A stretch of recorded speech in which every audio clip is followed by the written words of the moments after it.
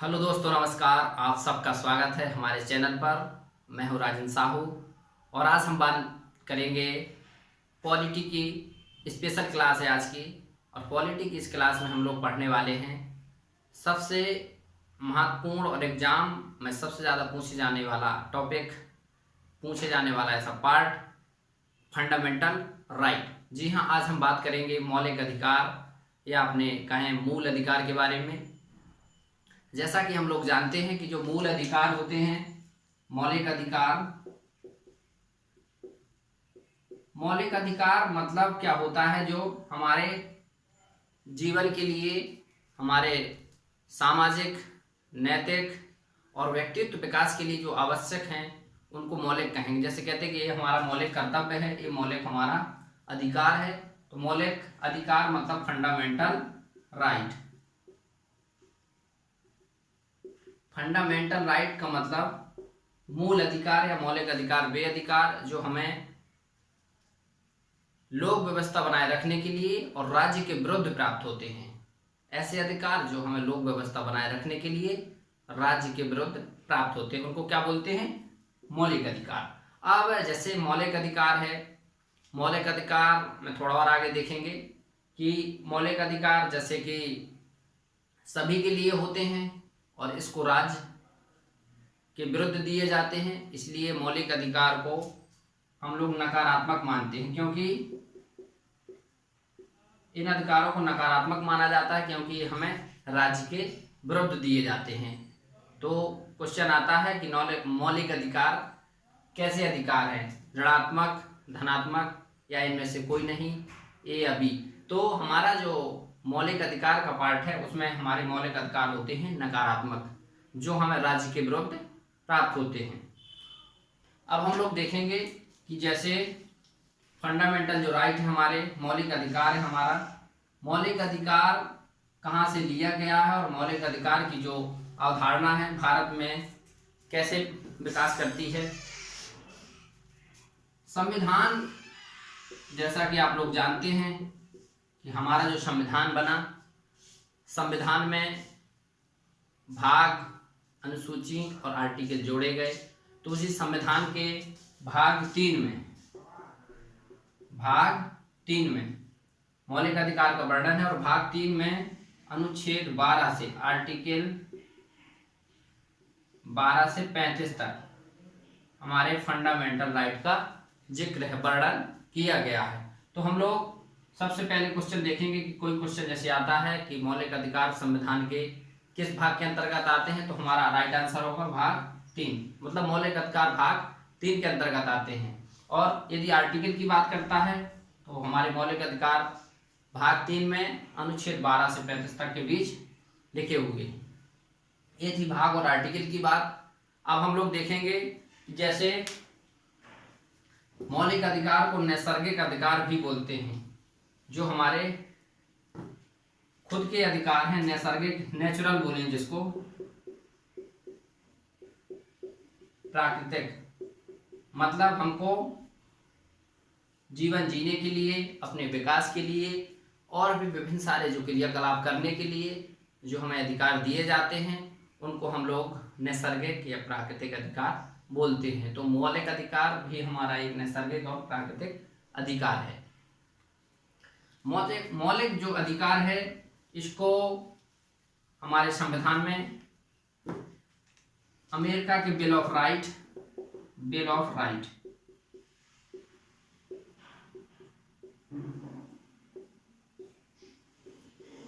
से प्रभावित है और अमेरिका की जैसे कि बिल ऑफ राइट है, ऐसे ही हमारा संविधान फंडामेंटल राइट है। और सबसे पहले यदि अधिकारों की बात की जाए जिसका सबसे पहले जिक्र होता है, तो 15 जून 1215 को मैग्ना कार्टा, जो इंग्लैंड में मैग्ना कार्टा आता है ब्रिटेन में, उसमें सबसे पहले अधिकारों की बात की जाती है और अधिकारों और लोगों के विकास की जो स्वतंत्रताओं की बात की जाती है सबसे पहले मैग्ना कार्टा में देखने को मिलती है। इसलिए मौलिक अधिकार को भारतीय संविधान का मैग्ना कार्टा कहा जाता है। बहुत महत्वपूर्ण प्रश्न है कि इस मौलिक अधिकार को भारत का जैसे ये मौलिक अधिकार है मैग्ना कार्टा, मैग्ना कार्टा, जो कि मैंने आपको बताया कि जो इंग्लैंड में सबसे पहले स्वतंत्रता के लिए, जैसे लोगों की स्वतंत्रता कैसे होना चाहिए और उनको अधिकार क्या दिए जाना चाहिए, उसके लिए सबसे पहले आता है मैग्ना कार्टा, जिसमें चर्चा की जाती है कि लोगों के क्या अधिकार होना चाहिए, वो अपने विकास के लिए कौन कौन से उनके लिए आवश्यक हैं। और ऐसे ही बिल ऑफ राइट अमेरिका में इसकी बात की गई है कि लोगों के मूलभूत अधिकार क्या होना चाहिए, उनको प्राकृतिक अधिकार के रूप में अमेरिका के बिल ऑफ राइट में शामिल किया गया है। अब हम लोग यहाँ देखेंगे आगे जो मौलिक अधिकार है। मौलिक अधिकार बहुत ही इंटरेस्टिंग टॉपिक है और उसके साथ साथ ये हमारे जीवन के लिए भी बहुत महत्वपूर्ण है। किसी भी आप पद पर हों, किसी भी कार्य को कर रहे हों, तो अपने अधिकार जान लेना जरूरी होता है, क्योंकि जब तक हम अपने अधिकार नहीं जानते हैं तब तक हम किसी कार्य को अच्छे से नहीं कर सकते हैं। इसमें सबसे पहले हम लोग देखेंगे कि ये तो नकारात्मक होते हैं, एक पॉइंट हमने बताया था, नकारात्मक होते हैं। अब इसमें आगे एक चीज देखेंगे, इसमें प्रतिबंध भी हो सकता है और प्रतिबंध के साथ साथ इसमें सबसे ज्यादा निलंबित, जो वर्ड है निलंबित, दोनों स्थितियां बन सकती हैं। प्रतिबंध भी किया जा सकता है और इसको निलंबित भी किया जा सकता है। जो इसको प्रतिबंधित है उसको संसद प्रतिबंधित कर देती है और राष्ट्रपति इसको निलंबित कर सकता है कि ये कोई भी अधिकार, जो मौलिक अधिकार हमारे दिए गए हैं, यदि इनमें किसी प्रकार की स्थितियां बनती हैं, जैसे कि इमरजेंसी वगैरह लगती है, तो उस समय इसको प्रतिबंधित किया जा सकता है और संसद इसको प्रतिबंधित कर सकती है, मतलब इस पर रोक लगा सकती है। और इसके बाद जो हमारी सुप्रीम कोर्ट होगी, इसके बारे में, इसके प्रतिबंध और निलंबन के बारे में विचार करेगी और इसके बारे में सोचेगी कि ये न्याय संगत है, तर्क संगत है कि नहीं, इनको रोका गया है, ये लोगों के मौलिक अधिकार का हनन कर रहा है कि नहीं। इस सब के लिए जो कार्य करेगी वो हमारी सुप्रीम कोर्ट करेगी। आगे हम लोग देखेंगे सुप्रीम कोर्ट, जैसा कि हमने बताया, उसका आगे हम लोग वर्णन समझेंगे। आर्टिकल 13 में उसके बारे में विस्तार से चर्चा की गई है। और ये जो अधिकार हैं, मैंने जैसे आपको शुरुआत में डेफिनेशन में बताया कि लोक व्यवस्था और गवर्नमेंट, ये दोनों के लिए, पब्लिक और गवर्नमेंट, ये दोनों के लिए होते हैं, लेकिन इनको पब्लिक और गवर्नमेंट से नहीं लेना देना होता है, इनका लेना देना होता है, क्योंकि ये गवर्नमेंट इनको लोगों के लिए नकारात्मक रूप से कार्य करती है और पब्लिक का मतलब लोगों से नहीं और सिस्टम होता है उससे है। ये दोनों के लिए नहीं होते हैं, ये सिर्फ लोगों के लिए होते हैं, पब्लिक के लिए, प्रत्येक व्यक्ति के लिए होते हैं। इसको रोकने का कार्य पब्लिक और गवर्नमेंट दोनों करते हैं और ये राज्य के विरुद्ध लोगों को दिए जाते हैं और ये न्यायालय में परिवर्तनीय हैं, मतलब बाध्य योग्य हैं। इसमें आगे हम लोग एक चीज देखेंगे कि ये न्यायालय में, जैसे हमारा सुप्रीम कोर्ट है, हाई कोर्ट है, इनमें ये परिवर्तनीय हैं, मतलब इसके खिलाफ हम लोग कोर्ट में जा सकते हैं। बाध्य योग्य है या परिवर्तनीय योग्य है, सुप्रीम कोर्ट और हाई कोर्ट में हम लोग अपने मौलिक अधिकार के खिलाफ जा सकते हैं। आगे हम लोग इस पर भी चर्चा करेंगे, समझेंगे कि आर्टिकल किसके तहत सुप्रीम कोर्ट जाएंगे, आर्टिकल और कौन होगा जिसके तहत हम लोग हाई कोर्ट जाएंगे, और हाई कोर्ट सुप्रीम कोर्ट में क्या समानता रहेगी, हाई कोर्ट सुप्रीम कोर्ट से कौन सुपीरियर होगा इस आर्टिकल में। आगे हम इन सब पर डिस्कस करेंगे। आगे आगे हम लोग जैसे बढ़ते जाएंगे वैसे समझते जाएंगे। सबसे पहले हम लोग अभी समझते हैं कि जो हमारे मौलिक अधिकार हैं, मौलिक अधिकार मुख्यतः यदि हमारे संविधान में देखा जाए तो 14 से स्टार्ट होते हैं, 14 से 32 तक जो मौलिक अधिकार हैं मुख्यतः इनकी यहाँ वर्णन किया गया है। और वैसे मैंने आपको आर्टिकल में बताया कि 12 से 35 तक, जो 33 से 35 के बीच हैं वो विशेष लोगों के लिए हैं और जो हमारे 14 से 32 हैं सभी के लिए हैं। इसको हम अभी समझेंगे जो 12 से 35 इसका वर्णन किया गया है, इसको दो भागों में बांट दिया कि 14 से 32 तक ये सभी लोगों के लिए है, और 33, 34, 35 जो आर्टिकल हैं वो विशेष लोगों के लिए है, विशेष रूप से उनके लिए कानून की व्यवस्थाएं हैं। इसमें हम लोग समझेंगे, सबसे पहले आर्टिकल वाइज हम लोग समझते हैं। जैसे कि मैंने आर्टिकल 12 से 35 के बीच जो बताया कि हमारे मौलिक अधिकार हैं, तो सबसे पहले हम लोग देखते हैं आर्टिकल 12। इसमें राज्य की परिभाषा बताई गई है।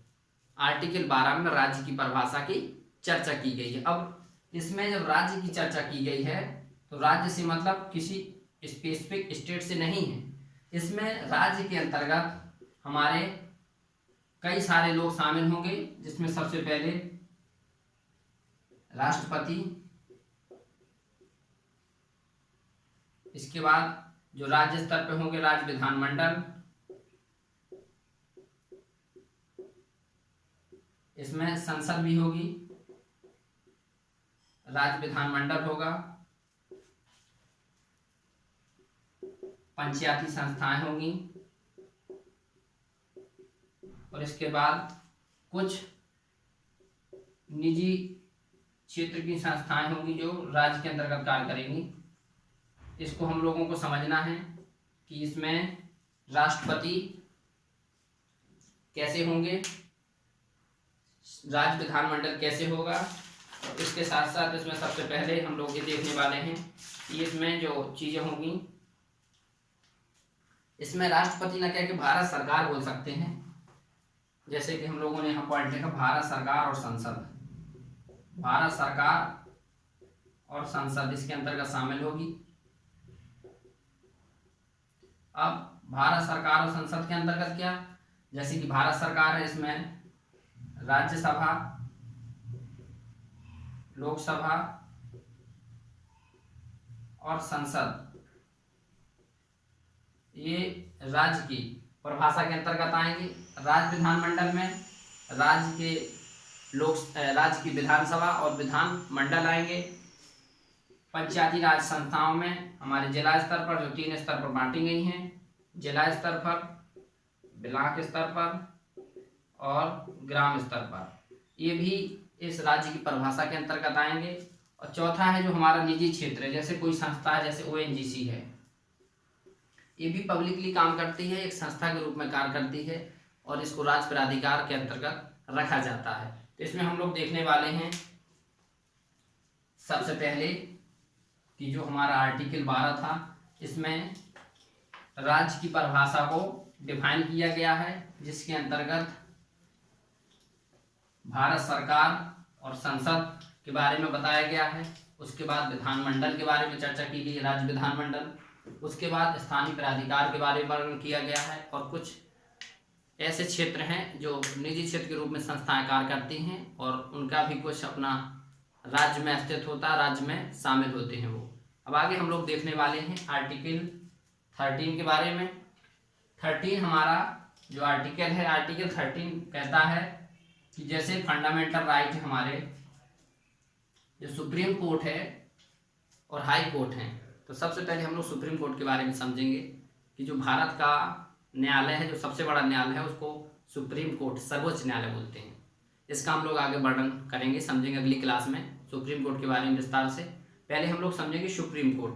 सुप्रीम कोर्ट का कार्य होता है जो नियम कानून बनाए जाते हैं, संसद द्वारा बनाए जाएं या राज्य विधानमंडल द्वारा बनाए जाए, उन पे एक ऐसा मतलब जांच करता है, समझता है कि कहीं ये मौलिक अधिकार का हनन तो नहीं कर रहे, लोगों की जो स्वतंत्रता है उसको बाधित तो नहीं कर रहा है। इसका काम होता है विधि पे जो बनाया गया सिस्टम है उसका अल्पीकरण, मतलब उसको न्याय संगत बनाना, और यदि फंडामेंटल राइट का उल्लंघन करता है तो उसको हटाना, उसको उस पर रोक लगाना। जैसे कोई संसद, भारत सरकार कोई कानून बनाती है और उसके बाद उस पर सुप्रीम कोर्ट निर्णय लेता है कि ये फंडामेंटल राइट नहीं है, तो इस पर रोक लग जाएगी, और इसके बाद उस पर सुप्रीम कोर्ट जांच करेगा कि ये कहाँ तक न्याय संगत है, कहाँ तक लोगों के मौलिक अधिकार का हनन कर रहा है और कहाँ तक नहीं। इस पे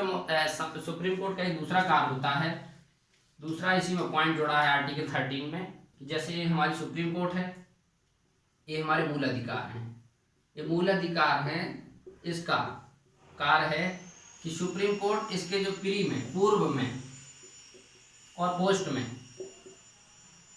जैसे पूर्व में हमारा देश आज़ाद होने से पहले 1935 से पहले भी कुछ ऐसे नियम कानून थे जो आज भी चले आ रहे हैं, लेकिन सुप्रीम कोर्ट का एक कार्य है कि जो नियम कानून पूर्व में थे, यदि वो मौलिक अधिकार का हनन करते हैं और तर्क संगत नहीं होते हैं तो उनको अल्पीकरण कर दिया जाएगा, उनका हटा दिया जाएगा।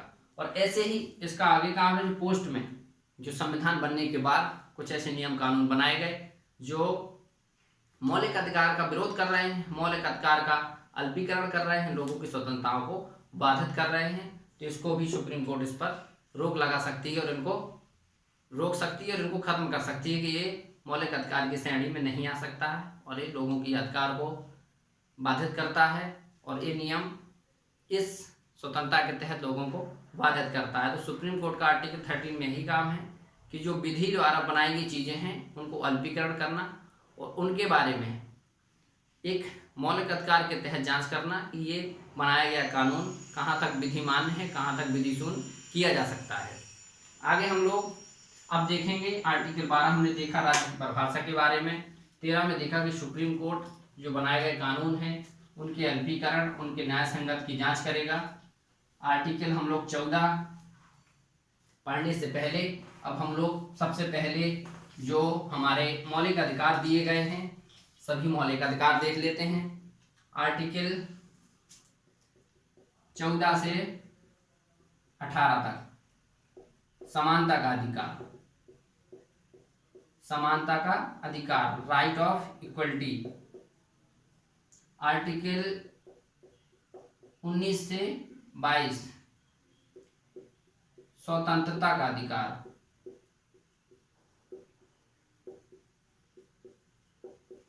Right to freedom. इसके बाद आर्टिकल 23 और 24 शोषण के विरुद्ध अधिकार, शोषण के विरुद्ध, शोषण के विरुद्ध अधिकार।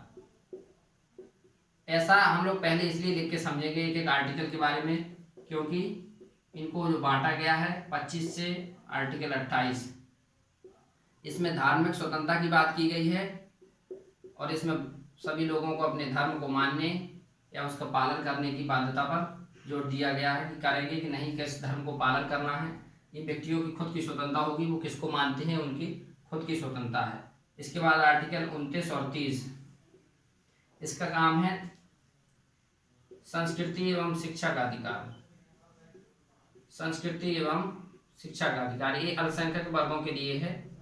और इसके बाद हमारा जो पढ़ने योग्य है आर्टिकल 31 संपत्ति का अधिकार, इसको हम लोग समझेंगे क्योंकि ये आर्टिकल अब भारतीय संविधान के मौलिक अधिकार के अंतर्गत नहीं है, उसको मौलिक अधिकार के जो क्राइटेरिया है उसको फॉलो नहीं कर रहा था, तर्क संगत नहीं था, इसलिए उसको मौलिक अधिकार से हटा दिया गया। अब हटाने के बाद इसको संविधान के आर्टिकल 300 का में रख दिया गया। मौलिक अधिकार में हटाने से पहले ये फंडामेंटल राइट था, लेकिन उसके बाद ये लीगल राइट हो गया, वैधानिक अधिकार हो गया। तो इसको हम लोग समझेंगे कि इसको संपत्ति का अधिकार बहुत महत्वपूर्ण पूछा जाता है कि संविधान में संपत्ति का अधिकार का वर्णन था, ये मौलिक अधिकार है या वैधानिक अधिकार है। तो संविधान के समय जब बनाया गया तो उस समय ये मौलिक अधिकार था, लेकिन आज वर्तमान में ये वैधानिक अधिकार है। इसको 44 में संविधान संशोधन 1978 के द्वारा, 44 में संविधान संशोधन 1978 के द्वारा मौलिक अधिकार से हटा करके कानूनी अधिकार के रूप में डाल दिया गया। उस समय मोरारजी देसाई की सरकार थी और इस पर कार्य किया गया। उसके बाद हम लोग देखेंगे जो हमारा सबसे मोस्ट इम्पोर्टेंट आर्टिकल 32 संवैधानिक उपचारों का अधिकार, संवैधानिक उपचारों का अधिकार। सबसे महत्वपूर्ण यदि है संविधान में तो हमारे 2 आर्टिकल सबसे महत्वपूर्ण हैं। सबसे महत्वपूर्ण है जो एग्जाम पॉइंट ऑफ व्यू से बहुत ज़्यादा महत्वपूर्ण हो जाता है, और सबसे एंड में जो आर्टिकल 32 की बात की मैंने, ये हम लोग सबसे पहले पढ़ेंगे समानता का अधिकार, क्योंकि हम लोग यदि लाइन से पढ़ेंगे आर्टिकल 14 से 18, उसके बाद 19 से 22, 23 से 24, 25 से 28, 29 से 30, उसके बाद 31 को तो डिलीट कर दिया, निरसन कर दिया, उसके बाद 32। तो हम लोग जब सिस्टम से एक एक लाइन से एक एक पढ़ेंगे आर्टिकल, तो हम समझेंगे कि किस आर्टिकल में किसका प्रावधान है, इसमें किसके अंतर्गत कौन सी स्वतंत्रता दी जाती है, लोगों को मौलिक अधिकार इससे क्या क्या मिलते हैं, इसी सबको हम लोग समझेंगे। तो हम लोग सबसे पहले देख लेते हैं समानता का अधिकार।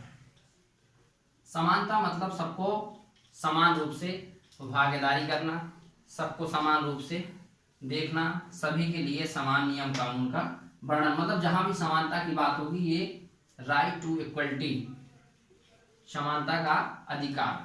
समानता का अधिकार आर्टिकल जैसे हमने बताया आर्टिकल 14, आर्टिकल 15, आर्टिकल 16, आर्टिकल 17 और आर्टिकल 18। इसमें हम लोग लाइन से देखने वाले हैं,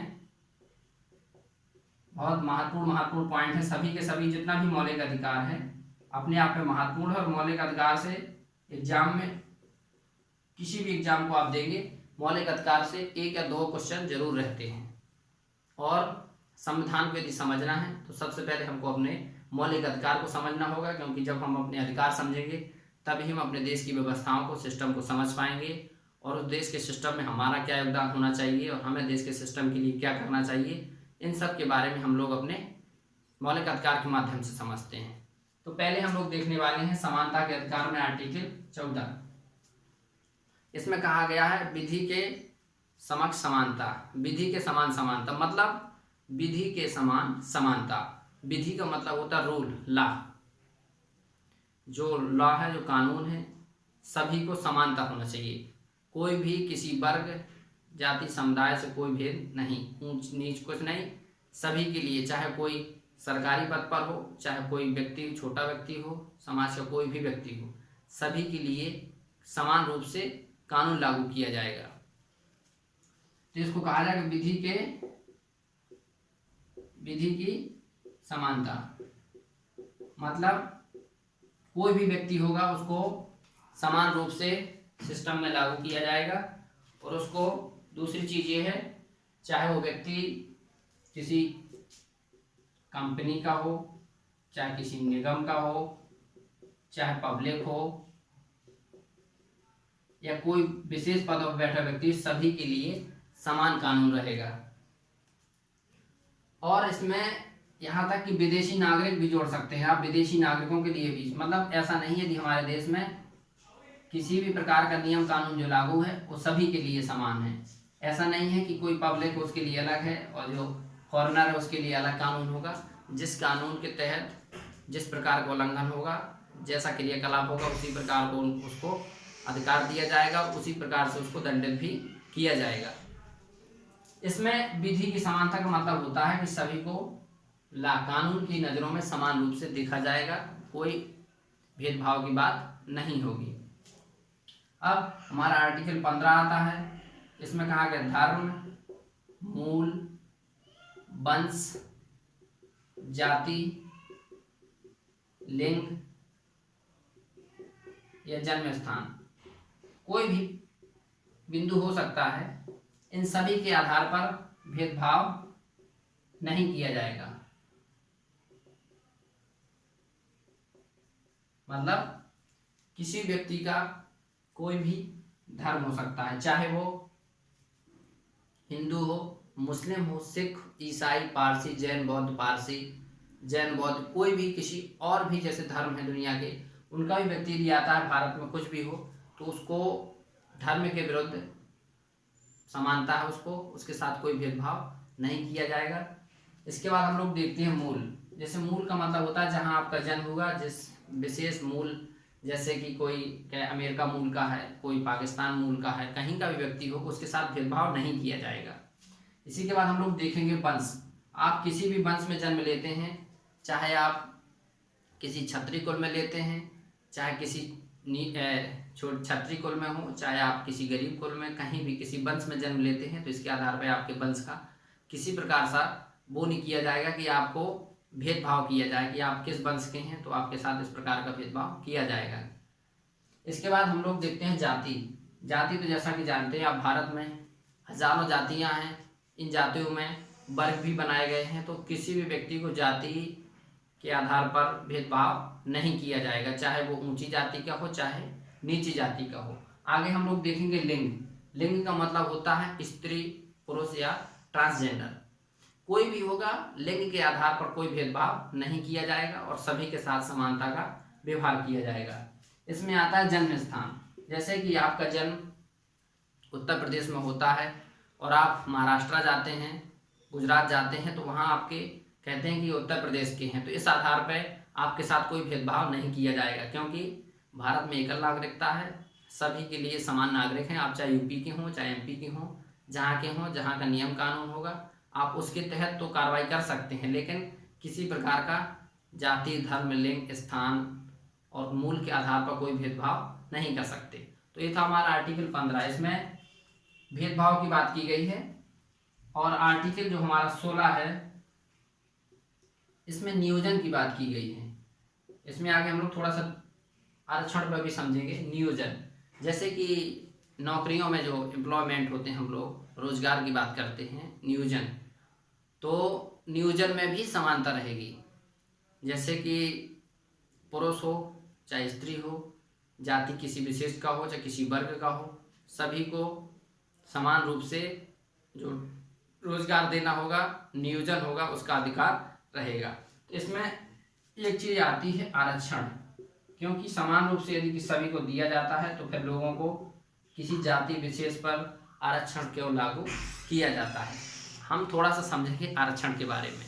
आरक्षण जैसा कि हमने समझा कि देखिए, जैसे मैं एक चित्र बनाता हूँ, आप समझेंगे।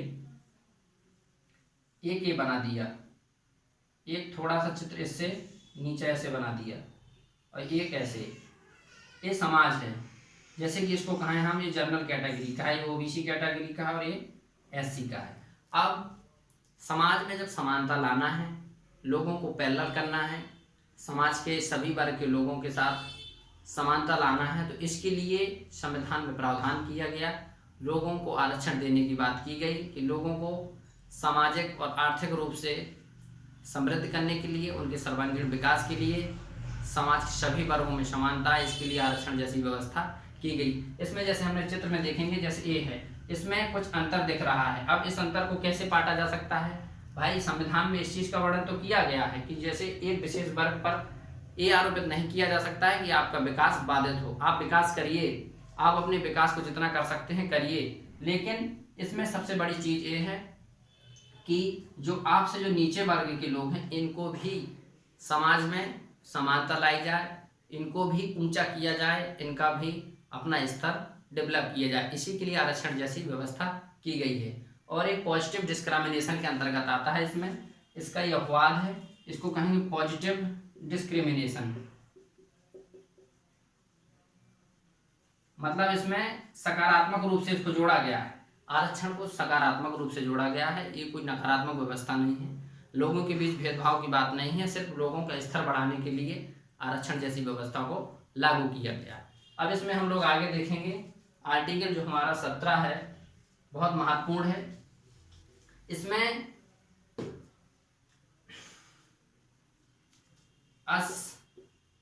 अस्पृश्यता मतलब अनटचेबिलिटी,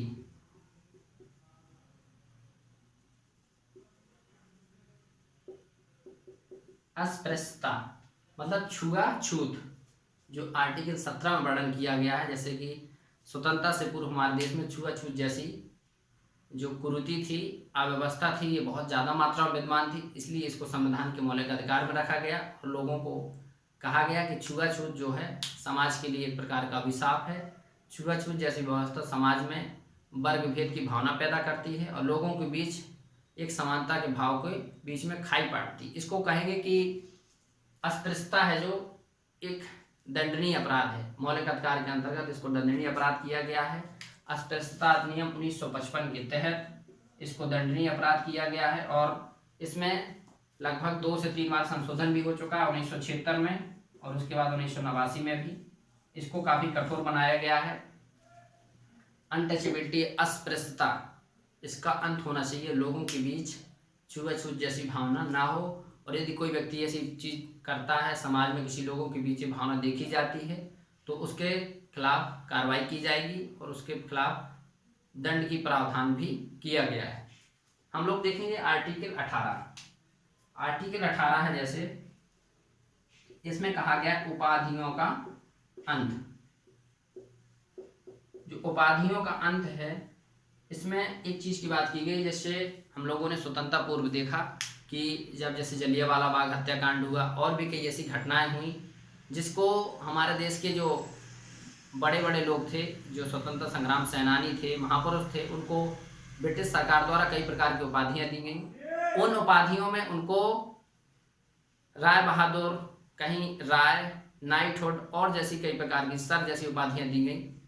लेकिन इसमें जो आर्टिकल 18 है हमारा, ये वर्णन करता है कि जो उपाधियों का अंत होगा, जो उपाधियां हैं लोगों की किसी प्रकार की उपाधि नहीं रहेगी। उन उपाधियों के तहत सिर्फ वो उपाधि दी जाएंगी जैसे कि आप सेना में हैं, आप किसी शिक्षा के क्षेत्र में हैं, इन क्षेत्रों में दिए जाने वाली उपाधियां सही हैं, इनका जो मौलिक अधिकार के तहत किसी प्रकार का हनन नहीं है, ये विशिष्ट कार्य के लिए, विशिष्ट पद के लिए दी जाती हैं। ये कोई उपाधि नहीं है, एक प्रकार का एक सम्मान होता है। और इसी के साथ साथ एक चीज़ और देखेंगे, जैसे सेना में होता है ब्रिगेडियर, सूबेदार, ये सब पद है जो इनाम के आगे लग सकते हैं, ये आर्टिकल 18 का हनन नहीं है। इसी के साथ जैसे शिक्षा में डॉक्टर है, प्रोफेसर है, ये सब जो पद होते हैं ये आर्टिकल 18 का हनन नहीं करते हैं। ये अपनी व्यक्तिगत योग्यता की वजह से, जैसे कोई व्यक्ति है जिसने डिग्री ली, वो डॉक्टर बन गया, MBBS किया, रिसर्च किया, PhD की, डॉक्टर बन गया, प्रोफेसर बन गया, तो ये अपनी शिक्षा की वजह से बना है, किसी विशेष व्यक्ति के द्वारा दी गई उपाधि नहीं है। और इसके बाद हम लोग इसी में देखेंगे भारत रत्न के बारे में, क्योंकि भारत रत्न भी एक प्रकार से कहा जाए तो उपाधियों का जो अंत जो दिया गया आर्टिकल, इसमें इसका चर्चा होती है। चर्चा ये होती है कि जब आप उपाधियों का अंत कर रहे हैं तो फिर 1954 में जो व्यवस्था शुरू होती है, इस व्यवस्था में भारत रत्न देना शुरू होता है 1954 से। तो इसमें कहा गया है कि ये भी उपाधियों का जो हम लोग अंत कर रहे हैं, ये इस प्रकार से इसका हनन करता है। लेकिन इसमें बताया गया है कि जो भारत रत्न है किसी व्यक्ति को दिया जाएगा, उसके बाद वो जो समाज में उसने किसी विशेष क्षेत्र में कार्य किया है, योगदान किया है, उसके महत्वपूर्ण योगदान को लेकर के भारत रत्न दिया जाएगा। लेकिन इसमें एक कंडीशन है कि आप अपने नाम के आगे, जैसे भारत रत्न सचिन तेंदुलकर नहीं लिख सकते आप, इसमें आप सिर्फ भारत रत्न एक उपाधि है। जैसे कोई व्यक्ति कहे कि मैं भारत रत्न प्राप्त किया हूं, मुझे भारत सरकार द्वारा भारत रत्न दिया गया है, हाँ ये दिया गया है, लेकिन ये नहीं कोई व्यक्ति लिख सकता है कि भारत रत्न, जैसे अपना भारत रत्न है, ये भारत का सबसे सर्वोच्च सबसे बड़ा सम्मान है और इसके साथ किसी व्यक्ति का नाम, चाहे सचिन तेंदुलकर हो, चाहे लता मंगेशकर हो, चाहे APJ अब्दुल कलाम हो, कोई भी व्यक्ति अपने नाम के आगे इसको नहीं लिखते हैं। तो भारत रत्न जो दिया जाता है वो आर्टिकल 18 का किसी प्रकार से हनन नहीं करता है। ये व्यक्तियों के समाज के लिए, देश के लिए किए गए अतुलनीय कार्य के बदले दिया जाता है। एक प्रकार से ये सम्मान है और ये उपाधि नहीं है, एक प्रकार से सम्मान है। इसलिए ये उपाधि जो 18 में आर्टिकल है इसका हनन नहीं करता है। आज हम लोगों ने मौलिक अधिकार के बारे में समझा। मौलिक अधिकार के आर्टिकल 14 से 18 के बारे में हम लोगों ने विस्तार से आर्टिकल 18 तक समझा। अगले वीडियो में हम लोग फिर मिलेंगे, आर्टिकल 19 से आगे क्लास लेंगे। आपको ये वीडियो कैसा लगा, मौलिक अधिकार जो कि हम लोग अगली क्लास में फिर पढ़ाएंगे। हमारे चैनल से जुड़े रहिए।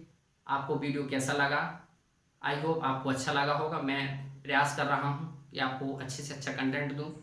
हमारे चैनल से जुड़े रहिए। धन्यवाद। फिर मिलते हैं नेक्स्ट क्लास में। जय हिंद।